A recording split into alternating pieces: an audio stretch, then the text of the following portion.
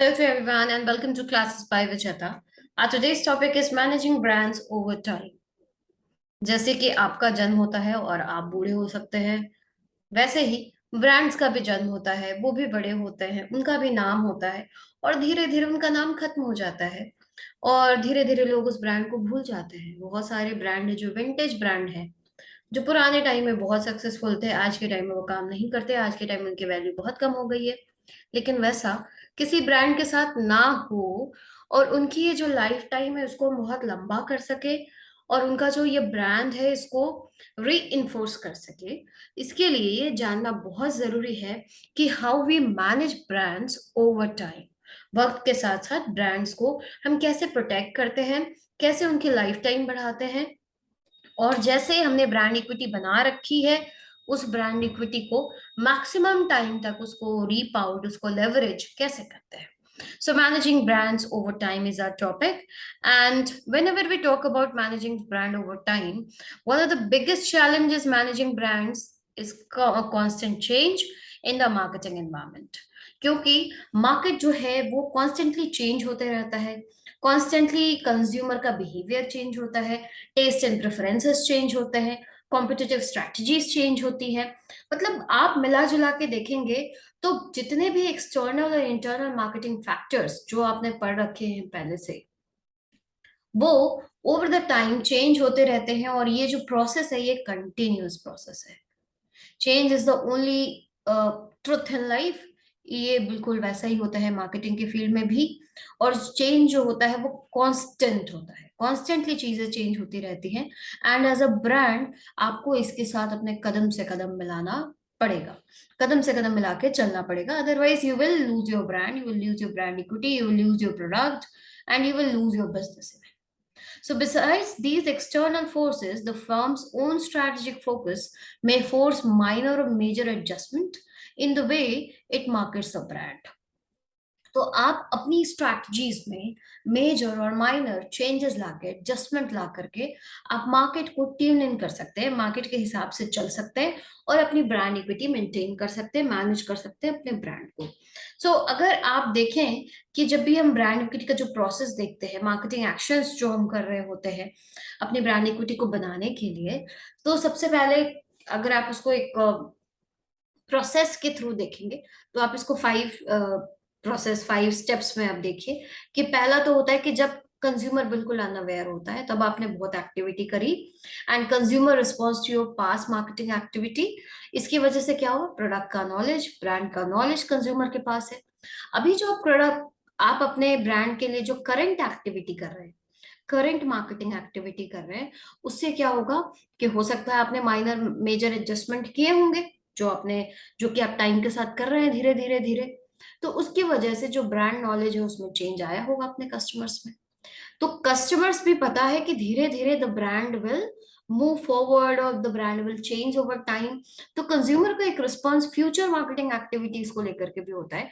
और future marketing activity को लेकर के अगर आप देखें, फ्यूचर रिस्पॉन्स के बारे में बात करें, तो इधर योर ब्रांड विल फ्लरिश और आपका जो ब्रांड है वो ऑब्सोलीट हो सकता है। तो ये ऑब्सोलीट ना हो, आपका ब्रांड मार्केट से बाहर ना हो जाए, इसके लिए आपको क्या करना पड़ेगा, reinforce brand. You need to reinforce your brand, you need to make it like आप वो कंटिन्यूस हैमरिंग करते रहे कंज्यूमर के दिमाग में, how will you reinforce your brand. ठीक है। तो रीइंफोर्समेंट के टाइम में जब भी आप ब्रांड रीइंफोर्स कर रहे हैं, आपको ब्रांड को मेंटेन करने का यही तरीका है कि आप उसको रेगुलरली आप रीइंफोर्स करते रहे। तो जब भी आप रीइंफोर्स कर रहे हैं तो मतलब जो अपनी ब्रांड इक्विटी है उसको वापस से रीइंफोर्स करें, वापस से मार्केट में लोगों को बता रहे कि यस वी डू एग्जिस्ट, तो where do you need to work, you need to ask 2 questions to yourself.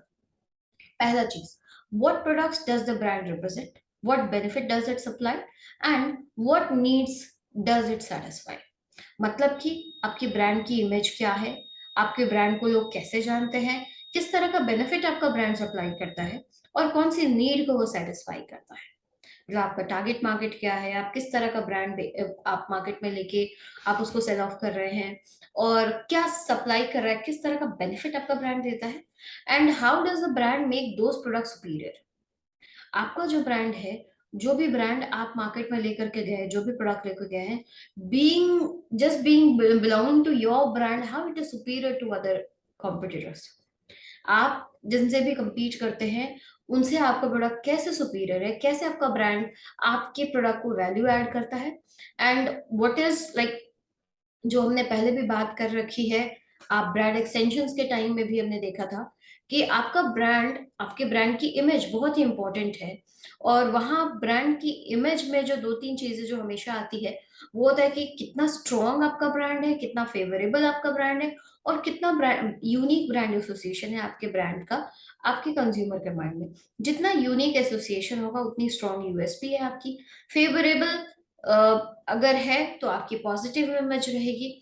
Strong Vij your competitor, तो वहां पे भी आपकी ब्रांड की जो इमेज बनेगी वो पॉजिटिव बनेगी। तो ये दो क्वेश्चंस आपको पूछने हैं, और ये दो क्वेश्चंस आपको लेके जाते हैं दो पॉइंट्स के ऊपर, जिसको कि हम कहते हैं brand image and brand awareness.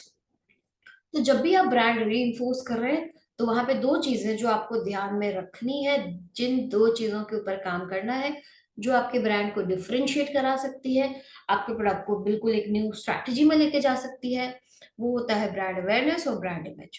Brand awareness और ब्रांड इमेज क्या होता है, हमने ऑलरेडी डिस्कस कर रखा है, बस एक बार आपको वापस से याद दिला दी कि brand awareness describes the likelihood that a brand will come to a mind in different situation and the ease with which it does so given different type of cues। हमने कुछ हिंट दिया आपको, और आपने हमारा ब्रांड अगर recall कर लिया, रिकॉग्निशन हो गया हमारे ब्रांड का, या फिर आपको कुछ कुछ गेसिंग कर रहे हैं, उसमें हमने हल्का हल्का कुछ करेक्शन भी किया, तो आप एग्जैक्टली exactly जान जाते हैं कि हाँ, मेरे ब्रांड के बारे में बात ही हो रही है। तो वो होता है आपके ब्रांड का अवेयरनेस। जैसे दाग अच्छे हैं अगर मैं कह रही हूँ, तो दाग अच्छे हैं, उससे ऑटोमेटिकली अगर आपके दिमाग में सर्फ एक्सेल आ रहा है, तो मतलब सर्फ एक्सेल की brand awareness is very high. ठीक है। या दाग, या फिर एक एड दिखा रहे, छोटा सा एड दिखा रहे, बिना नाम वाम दिखाए भी अगर हम दिखा रहे हैं, तो you get to know that where I am reaching to, कौन से ब्रांड के बारे में बात करें। तो that is a part of brand awareness. And brand images, how like किस तरह का पॉजिटिव एसोसिएशन या consumer is holding for your brand in terms of strength, favorability and uniqueness. ये तीन चीजों के बेसिस पर आपके ब्रांड की कितनी ज्यादा पॉपुलैरिटी है, कितना पॉजिटिव इमेज है, इससे आपकी ब्रांड इमेज बनती है। ब्रांड अवेयरनेस, रिकॉग्निशन, रिकॉल के बेसिस पे बनती है। तो आपको जब भी ब्रांड री करना है, तो आपकी ब्रांड अवेयरनेस बढ़नी चाहिए, आपकी ब्रांड इमेज पॉजिटिव होनी चाहिए। ये दोनों चीजें कंटिन्यूस हो रही है, मतलब आपकी ब्रांड री हो रही है। तो what you will do to re your brand? Besides creating a strong brand awareness and positive brand image, the marketers must focus on क्या क्या चार चीजें करनी पड़ेगी। पहला, maintaining brand consistency, protecting source of brand equity, trade off between fortifying and leveraging brands, and fine tuning the supporting marketing programs। क्या क्या होती है चारों चीजें देखते हैं। तो सबसे पहला, maintaining brand consistency. Brand consistency मतलब कि हर बार जब भी हमारे आपके ब्रांड के बारे में हम सोचे, तो एक सिंगुलर इमेज बन करके आए, हमेशा एक यूनिक ब्रांड एसोसिएशन क्रिएट हो, हमेशा जो स्ट्रेंथ और फेवरेबिलिटी टुवर्ड्स योर ब्रांड हो वो पॉजिटिव वे में जाए, तभी हमारा ब्रांड कंसिस्टेंट कहलाता है।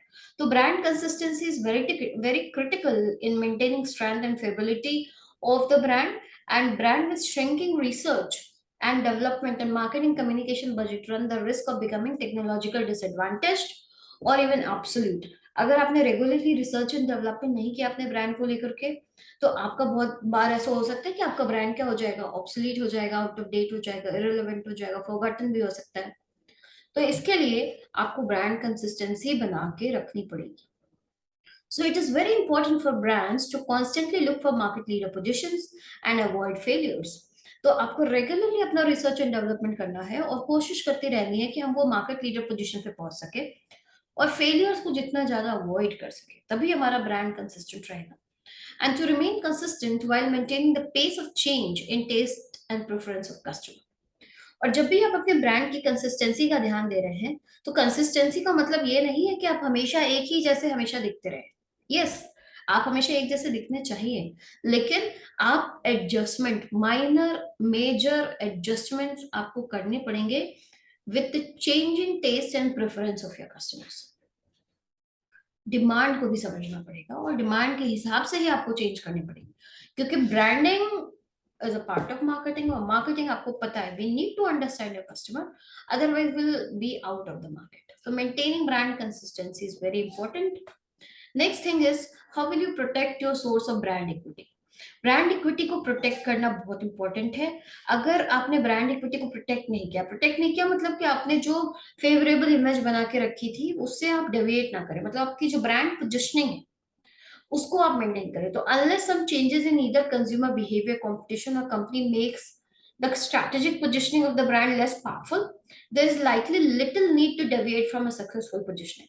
आपने जो एक पोजिशनिंग पहले से बना रखी है और अगर वो सक्सेसफुल है तभी आपकी ब्रांड इक्विटी बन रही है। तो ब्रांड इक्विटी आपकी जो बनी हुई है because of your successful positioning, आप उसमें से डेविएट करने की कोशिश ना करें, अनलेस कि बहुत ड्रास्टिक कुछ मार्केट में ना हो रहा हो, बहुत ज्यादा बदलाव ना आ रहा हो आपके कंज्यूमर के बिहेवियर में, बहुत ज्यादा बदलाव ना आ रहा हो आपके कंपटीशन में, तब तक आपको अपनी ब्रांड पोजिशनिंग को चेंज नहीं करना चाहिए। और अगर आपको ऐसा कुछ करने की कोशिश भी पड़ रही है, अगर आपको ऐसा कुछ करना पड़ रहा है, तो वहां पे भी आपका जो potential new source of brand equity होना चाहिए, वो होना चाहिए कि आपका जो अर्लियर ब्रांड पोजिशनिंग है वो उसको मेंटेन करते हुए, उसको डिफेंड करते हुए आगे बढ़े। ये नहीं कि हमने जो पहले किया था वो गलत किया था, अब जो कर रहे हैं वो सही कर रहे हैं, वैसा नहीं होना चाहिए।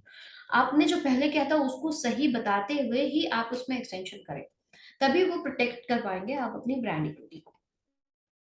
उसके बाद जो थर्ड थिंग है वो है, आप how will you fortify between, like how will you fortify your brand और लेवरेज योर ब्रांड। इधर अपने ब्रांड को कंटिन्यूअसली स्ट्रॉन्ग बना सकते हैं या फिर अपने स्ट्रॉन्ग ब्रांड को यूटिलाइज कर सकते हैं बेनिफिट रूप आउट करने के लिए। So in managing brand equity, marketers face trade-off between activities that fortify brand equity and those that leverage or capitalize on existing brand equity. तो जब भी आपको रीइंफोर्स करना पड़ रहा है ब्रांड को रिवाइटलाइज करना पड़ रहा है, तो उस केस में आपको क्या करने की जरूरत है, या तो आपका जो एग्जिस्टिंग ब्रांड है उसको आप बहुत स्ट्रांग बनाइए, मतलब फोर्टिफाई करते जाइए, स्ट्रांग बनाते जाइए, या फिर आपका जो एग्जिस्टिंग ब्रांड है उसको कैपिटलाइज करिए, उसको लेवरेज करिए, और उसमें आप उसमें बहुत सारे न्यूमरस ब्रांड एक्सटेंशन कर सकते हैं, प्रीमियम पे ले जा सकते हैं, ताकि जाते जाते भी हम उसको इस्तेमाल कर लें। वो कहते हैं भागते भूत की लंगोटी भली। तो वो अगर आपका मरता हुआ ब्रांड भी है तो उसका जो स्ट्रॉन्ग पोजीशन था, एटलीस्ट आप उसका इस्तेमाल कर लीजिए।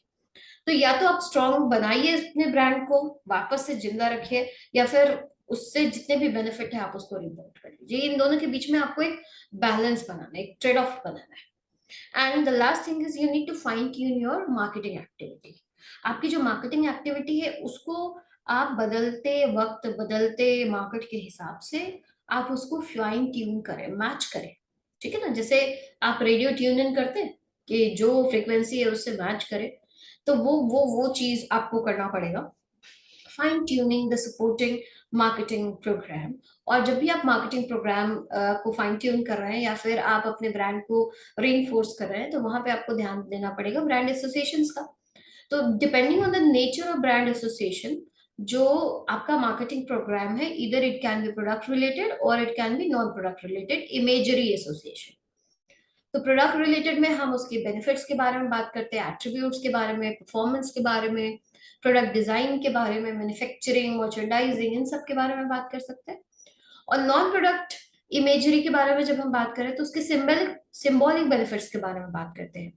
एक्सपेरिमेंट मतलब एक्सपेरियंशियल, मतलब जो आप एक्सपीरियंस कर सकते हो उस ब्रांड के साथ, जो यूजर यूसेज इमेजरी आप प्रेजेंट कर सकते हैं, उन सबको प्रेजेंट करके, इनटैंजिबल एसेट्स को प्रेजेंट करके भी आप अपने मार्केटिंग प्रोग्राम्स बना सकते हैं।